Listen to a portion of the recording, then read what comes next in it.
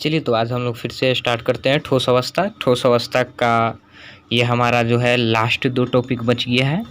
जो फर्स्ट है ठोस में विद्युतीय गुण और जो दूसरा है ठोस में चुंबकीय गुण। तो हम लोग ये दोनों ठोस के जो गुण हैं इसको पढ़ेंगे। तो चलिए स्टार्ट करते हैं हम लोग। चलिए शुरू करने से पहले अगर अभी आप हमारे चैनल को अभी तक सब्सक्राइब नहीं किए हैं तो सब्सक्राइब कर लीजिए। तो चलिए स्टार्ट करते हैं।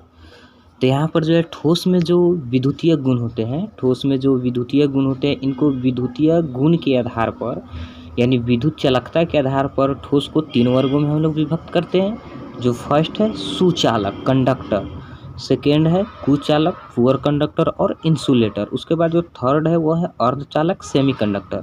और ये जो सेमीकंडक्टर होते हैं, सेमीकंडक्टर अर्धचालक, ये 2 प्रकार के होते हैं। एक होते हैं आंतर अर्धचालक इंट्रिंसिक सेमीकंडक्टर, और जो इसका दूसरा है वो होता है बाह्य अर्धचालक एक्सट्रिंसिक सेमीकंडक्टर। तो चलिए ये सब को हम लोग एक एक करके पढ़ते हैं।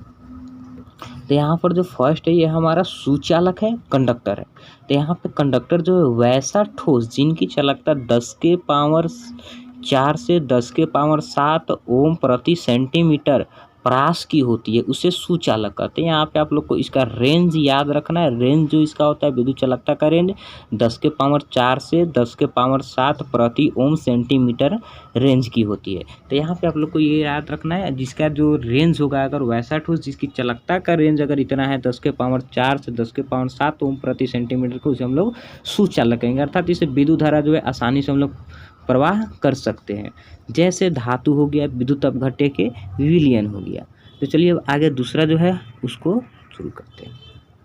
तो यहाँ पे जो दूसरा है हमारा ये कुचालक इंसुलेटर। तो कुचालक वैसा ठोस जिनकी चालकता 10 के पावर -22 से 10 के पावर -12 अर्थात बहुत ही कम हो गया प्रति ओम सेंटीमीटर प्रास की होती है, उसे कुचालक कहते हैं। अर्थात इससे होकर के विद्युत धारा प्रवाहित नहीं होता है, अर्थात बहुत ही न के बराबर विद्युत चालकता इससे उत्पन्न होती है। अर्थात समझिए तो इसमें से नहीं होता है। जैसे प्लास्टिक हो गया, लकड़ी हो गया, रबर हो गया, फास्फोरस हो गया, सल्फर हो गया आदि, ये सबसे हम लोग विद्युत धारा प्रवाहित नहीं कर सकते। अब चलिए अब तीसरा देखते हैं। तीसरा है अर्धचालक। यहाँ पे अर्धचालक है सेमीकंडक्टर। तो अर्धचालक की जो चालकता होती है वो अचालक और सुचालक के बीच में क्या होता है, अर्धचालक और सुचालक के बीच में होता है। जैसे 10 के पावर -6 से 10 के पावर +4 प्रति ओम सेंटीमीटर प्रास की होती है। अर्थात इसकी जो चालकता है सुचालक और कुचालक के बीच का है। इसकी जो चालकता होती है निम्न ताप अर्थात 0 केल्विन पर विद्युत रोधी अर्थात ये इंसुलेटर होते हैं। अर्थात इसकी जो चालकता होती है वह 0 केल्विन पे विद्युत रोधी इंसुलेटर होते हैं। अर्धचालक को गर्म करने अथवा अशुद्धि मिला देने पर विद्युत का चालन करने लगता है। अर्थात अर्धचालक को अगर इसमें चालकता उत्पन्न करना है तो या तो हमें इसे गर्म करना होगा, नहीं तो बाहर से उसमें कोई अशुद्धि पदार्थ मिलाना होगा, जिसके वजह से इसमें विद्युत का चालन होता है। जिसमें हम लोग अर्धचालक के रूप में सिलिकॉन तथा जर्मेनियम का अधिकांशतः उपयोग करते हैं, सिलिकॉन तथा जर्मेनियम का। तो चलिए अर्धचालक को हम लोग 2 प्रकार से बांटते हैं। एक जो है अर्धचालक को गर्म करने पर उसमें चालकता कैसे उत्पन्न होगा, अगर अशुद्धि मिलाएंगे तो ये चालकता कैसे उत्पन्न होगा। तो चलिए देखते हैं। अब जैसे यहाँ पे जो है फर्स्ट में है ये जो अर्धचालक को जो है हम लोग 2 प्रकार से बांटते हैं, आंतर अर्धचालक।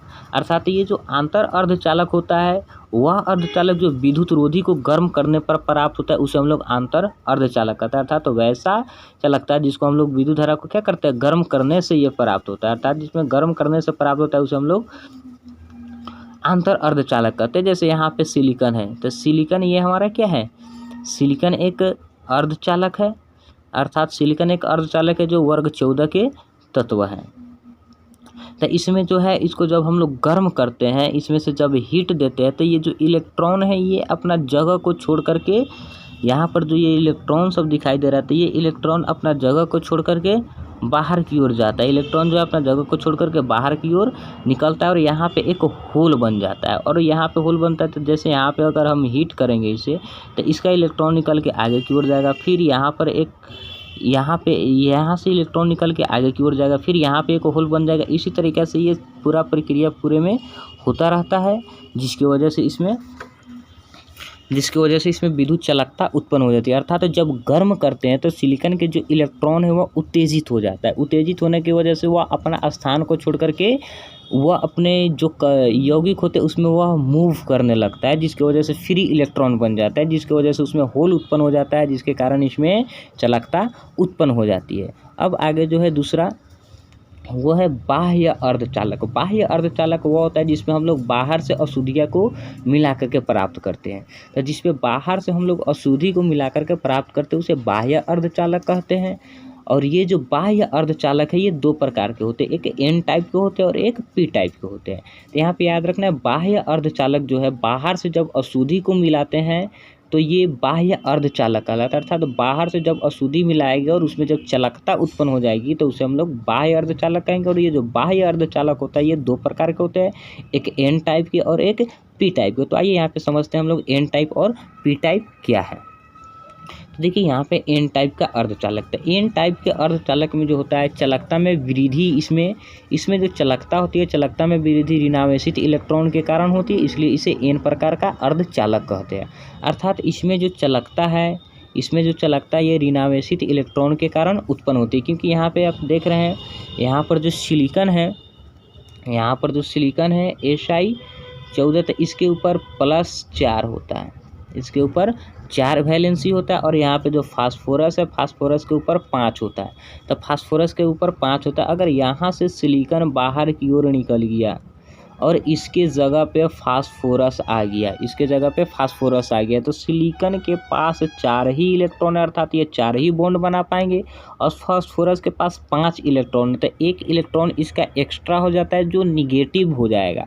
निगेटिव हो जाएगा अर्थात ये फ्री इलेक्ट्रॉन हो जाएगा, जो बॉन्ड बनाने के लिए अपने स्ट्रक्चर में वह मूव करने लगेगा, घूमने लगेगा, जिसकी वजह से इसमें चालकता उत्पन्न हो जाएगी, जिसकी वजह से इसमें चालकता में क्या हो जाती है, वृद्धि हो जाती है। तो इसमें ऋणावेशित इलेक्ट्रॉन के कारण सिलिकॉन की चालकता में क्या हो जाती है, वृद्धि हो जाती है। यहाँ पर जो एन है, एन का मतलब होता है यहाँ पे निगेटिव अर्थात ऋणात्मकता, अर्थात ऋणात्मकता के कारण विद्युत चालकता उत्पन्न होना था। जिसमें ऋणात्मकता के कारण विद्युत चालकता उत्पन्न होती है उसे हम लोग एन टाइप अर्धचालक कहते हैं।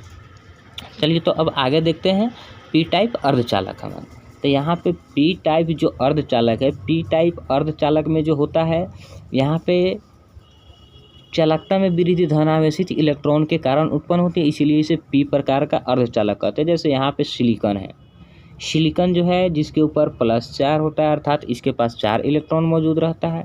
सिलिकॉन जो होता है सिलिकॉन के पास 4 इलेक्ट्रॉन है।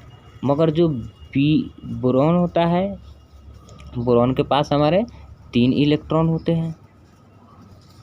बोरॉन के पास 3 इलेक्ट्रॉन होते हैं। तो जब ये यहाँ पे आता है तो सिलिकॉन के 3 गो एटम एकरा से मिल करके सिलिकॉन के 3 गो एटम मिल करके बना लेता है, यानी बॉन्ड बना लेता है 3 गो।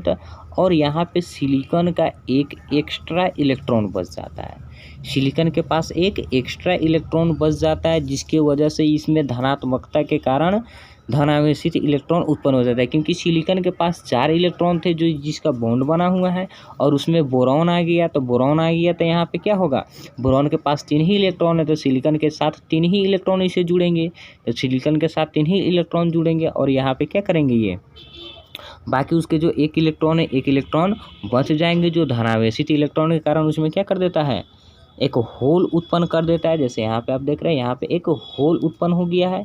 जैसे बोरॉन जो है 3 गो से यहाँ पे 3 गो से मिल करके बना लिया, और यहाँ पे एक सिलिकॉन का क्या हो गया, बच गया, जिसकी वजह से वहाँ पे होल उत्पन्न हो जाता है, जिसकी वजह से इसमें विद्युत चालकता उत्पन्न हो जाती है। अर्थात जब इसमें यानी हम लोग 2 प्रकार से विद्युत चालकता उत्पन्न कर सकते हैं अर्धचालक में। सिलिकॉन जो होता है यानी कि जो 14 ग्रुप वाले होते हैं, जो ग्रुप 14 वाले होते हैं, अगर इसमें ग्रुप 15 के तत्वों को मिला दे, तो ये एन प्रकार के चालकता, एन टाइप के अर्धचालक बनाएगा। अगर इसमें ग्रुप 13 वाले को मिला दे, अगर 14 वाले में अगर 13 ग्रुप 13 के अशुद्धि को मिला दे तो ये पी टाइप के बनाएंगे। तो ये जो बोरॉन है ये हमारे पी ग्रुप 13 के तत्व है। और यहाँ पे जो पीछे हम लोग पढ़े हुए थे जैसे फास्फोरस था, फास्फोरस वर्ग 15 के तत्व है। तब यहाँ पे हम लोग आगे देखेंगे। चलिए तो यहाँ पे हमारा एन टाइप और पी टाइप जो अर्धचालक है वो ख़त्म हो गया।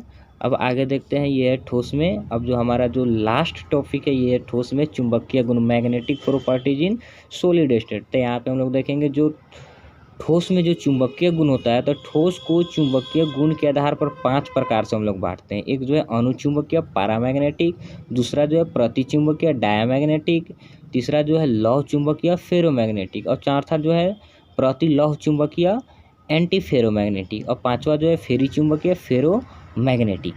तो चलिए ये सबको हम लोग एक एक करके पढ़ते हैं। तब यहाँ पे जो है हमारा अनुचुंबकीय है, तो अनुचुंबकीय इसे बाह्य चुंबकीय क्षेत्र में रखने पर दुर्बल रूप से आकर्षित होते हैं। अर्थात ये आकर्षित होते हैं लेकिन उतना ज़्यादा आकर्षित नहीं होते हैं, और इसमें जो आकर्षण गुण होते हैं ये अयुग्मित इलेक्ट्रॉन के कारण होते हैं। इनमें जो आकर्षण का जो गुण आता है वो अयुग्मित इलेक्ट्रॉन के कारण मौजूद होता है, क्योंकि इसमें अयुग्मित इलेक्ट्रॉन होते हैं तो युग्मित होने के लिए वह इधर उधर भटकेंगे, जिसकी वजह से उसमें चुंबकीय गुण उत्पन्न हो जाते हैं। जैसे यहाँ पे एग्जांपल है NO2, इस तरह से ये सब। तो एग्जांपल इसमें बहुत सारा बहुत इंपॉर्टेंट है, आप लोग एग्जांपल याद रखिएगा। चलिए अब आगे देखते हैं, वह दूसरा है प्रतिचुंबकीय डायामैग्नेटिक। तो प्रतिचुंबकीय डायामैग्नेटिक है तो चुंबकीय क्षेत्र से दुर्बल रूप से प्रतिकर्षित होते हैं। अर्थात ये जो होते हैं ये चुंबकीय क्षेत्र से क्या होते हैं, दूर भागते हैं। अर्थात ये प्रतिकर्षित होते हैं, ये आकर्षित नहीं होते हैं, क्योंकि इसमें अयुग्मित इलेक्ट्रॉन नहीं होते। इसके जितने भी सारे इलेक्ट्रॉन होते हैं पेयर्ड होते हैं। जब इलेक्ट्रॉन पेयर्ड होंगे तो वह चुंबकीय क्षेत्र में आकर्षित नहीं होंगे। तो यहाँ पे प्रतिचुंबकीय जो होते हैं डायामैग्नेटिक होते हैं। डायामैग्नेटिक तो ये है इस चुंबकीय क्षेत्र से दुर्बल रूप से प्रतिकर्षित होते हैं। इसमें अयुग्मित इलेक्ट्रॉन नहीं पाए जाते। जैसे यहाँ पे H2 हो गया, NaCl हो गया, Zn हो गया, Cd हो गया, ये सब जितने सारे ये प्रतिचुंबकीय है। जैसे यहाँ पे TiO2 और V2F5 ये बहुत ही ज़्यादा इंपॉर्टेंट एग्जाम्पल है, इसे आप लोग याद रखिएगा। चलिए तो अब आगे देखते हैं, जो हमारा तीसरा है लौह चुंबकीय। लौह चुंबकीय फेरोमैग्नेटिक। तो लौह चुंबकीय फेरोमैग्नेटिक है, ये चुंबकीय क्षेत्र में प्रबलता के साथ आकर्षित होते हैं। और ये चुंबकीय क्षेत्र क्या होते हैं, प्रबलता के साथ आकर्षित होते हैं। और वहाँ पे जो हम लोग पढ़े हुए थे अनुचुंबकीय में, वो आकर्षित होते हैं लेकिन दुर्बलता के साथ, कमज़ोर होते हैं। ये चुंबकीय क्षेत्र में प्रबलता के साथ आकर्षित होते हैं। और यहाँ पे इसकी जो दूसरी सबसे खास बात है, यहाँ पे इस चीज़ को आप लोग देखेंगे, दूसरी सबसे खास बात है यहाँ पे ये चुंबकीय क्षेत्र की अनुपस्थिति में भी चुंबकीय गुण रखता है। अर्थात जब इसको चुंबकीय क्षेत्र की अनुपस्थिति कर देंगे तो भी ये चुंबकीय गुण अपना रखेगा, तो भी ये अपना चुंबकीय गुण रखता है। अब आगे जो है इसका जो है ये जो है ये एक प्रकार के क्या है, ये एक प्रकार के अनुचुंबकीय होते हैं। ये एक प्रकार के अनुचुंबकीय होते हैं, लेकिन इसकी जो तीव्रता होती है अति उच्च होती है। इसकी जो तीव्रता है वो बहुत ही ज़्यादा उच्च होती है। जैसे यहाँ पे NiFeCO CrO2, ये जैसे यहाँ पे देखिए फिगर में दिखाया गया लौह चुंबकीय। अर्थात इसमें जितने भी सारे इलेक्ट्रॉन होते हैं सभी इलेक्ट्रॉन की दिशा एक ही तरफ होती है। सभी इलेक्ट्रॉन की दिशा एक ही तरफ होती है, जिसकी वजह से इसका चुंबकीय आघूर्ण जो है बहुत ही ज़्यादा हो जाता है। इसका जो चुंबकीय आघूर्ण है बहुत ही ज़्यादा हो जाता है, जिसकी वजह से ये जो चुंबकीय क्षेत्र में है बहुत ही प्रबलता के साथ आकर्षित होते हैं। और चुंबकीय क्षेत्र की अनुपस्थिति होने के बाद भी ये अपना चुंबकीय गुण प्रदर्शित करते हैं। जैसे यहाँ पे एग्जांपल में Ni है, Fe है, CO है, Cr है, O2 है, ये सब है। तो चलिए अब आगे देखते हैं हम लोग चौथा। तो चौथा है प्रतिलौह चुंबकीय, अर्थात एंटी फेरोमैग्नेटिक। अर्थात जो फेरोमैग्नेटिक था उसके एंटी में होंगे। ये अपेक्षाकृत कम अनुचुंबकीय प्रदर्शित करते हैं।